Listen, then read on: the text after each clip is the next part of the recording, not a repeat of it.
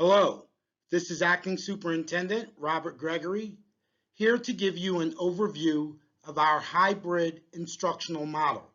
It should be noted that we will only implement a hybrid instructional model if mandated by the Governor and/or the Commissioner of Education, as our Board of Education and Reopening Committee both agree the safest way for us to return in the fall is to launch the school year virtually.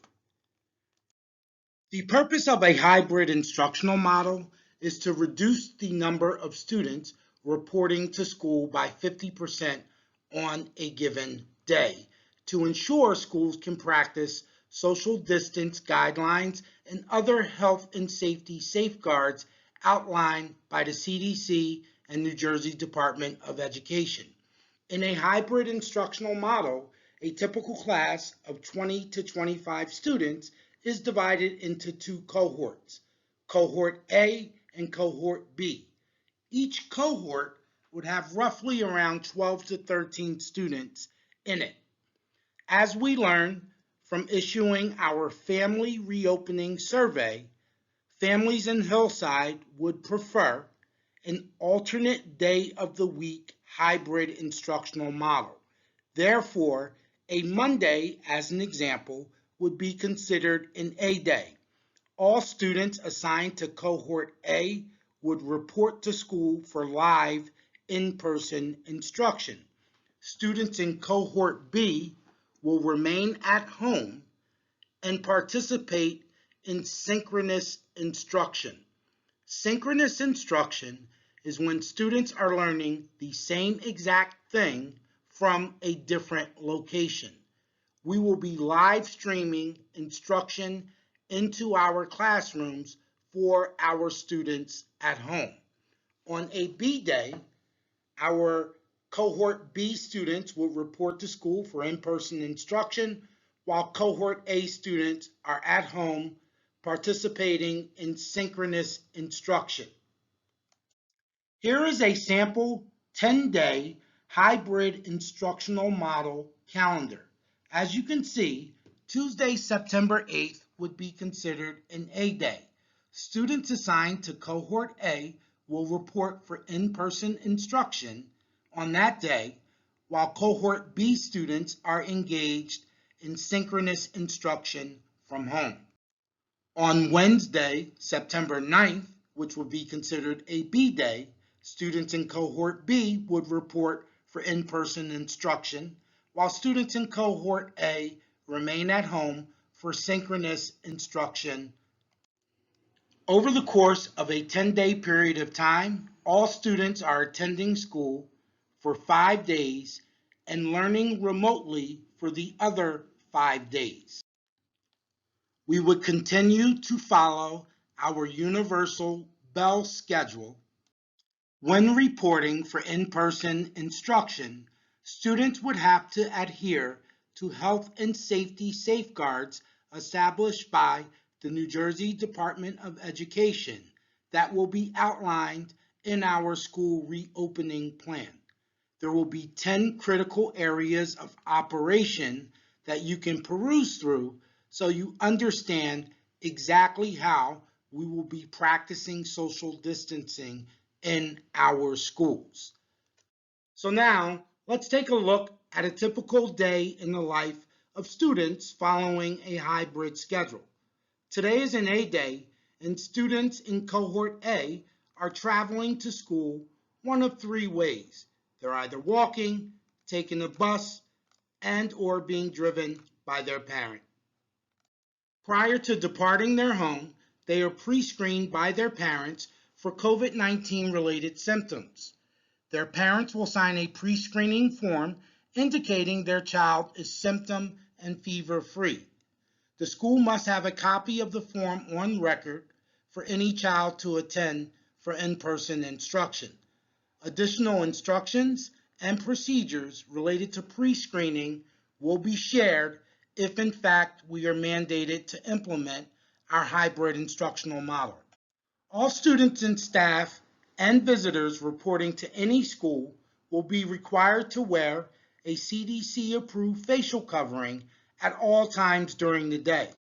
Our students in Cohort B are just waking up for the day, beginning their morning routine.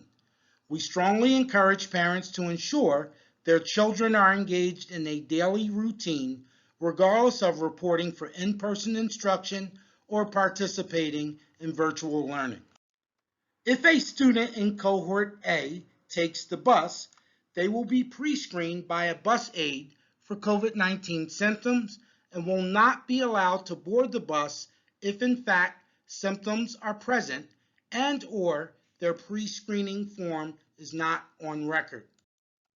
Upon arriving at school, students in Cohort A will be told which entrance to report to. They will line up practicing social distancing where there will be demarcations to assist.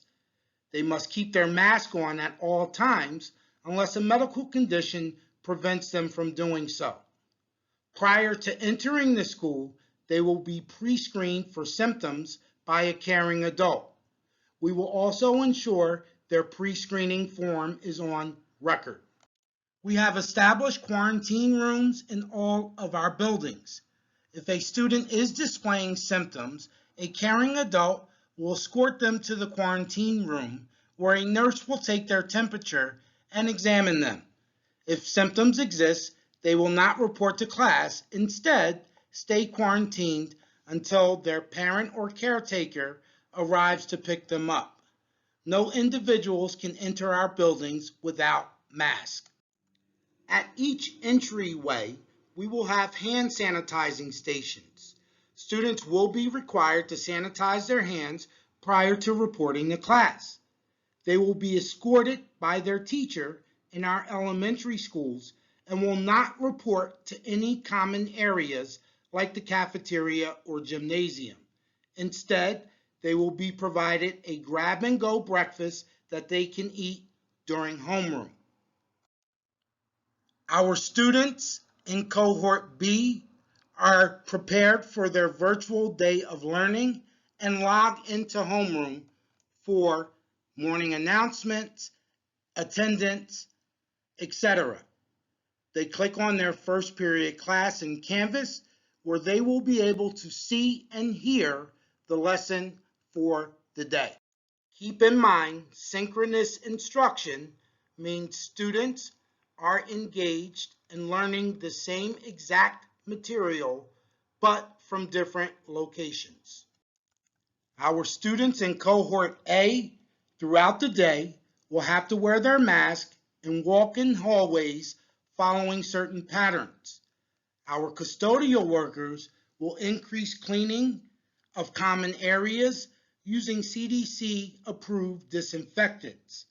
There will be no lunch tables in our cafeteria. Each student will sit at a desk 6 feet apart and eat lunch at varied times during the day. Lunch will no longer be served buffet style, instead distributed for Cohort A students following no contact rules. At recess, Cohort A students must also practice social distancing and will only be allowed to play certain games. They will also share items in quads to eliminate any spread of germs. Our Cohort B students are at home eating their lunch and taking a brain break. At the end of the day, both sets of students will be allowed to participate in after-school tutorials, clubs, and athletics where permissible. The day ends and the next day is a B day. Here is a summary of all the health and safety safeguards that we just discussed. Also, here's a sample of the pre-screening questionnaires parents must fill out and have on file at our schools if their child is going to report for in-person instruction. Parents will still have the opportunity to leverage stepping stones for childcare, and eligible students will be provided meals for their remote learning day. In the days to come, we'll continue to provide families access to school reopening videos. More importantly, we'll also have videos available and tutorials for the varied learning tools we'll be leveraging throughout the year. I hope this series was helpful, and we are truly looking for an amazing year. We will provide an update on whether the governor or commissioner has given us permission to launch the year virtually. We are confident this decision will be made by August 20th, 2020. Thank you.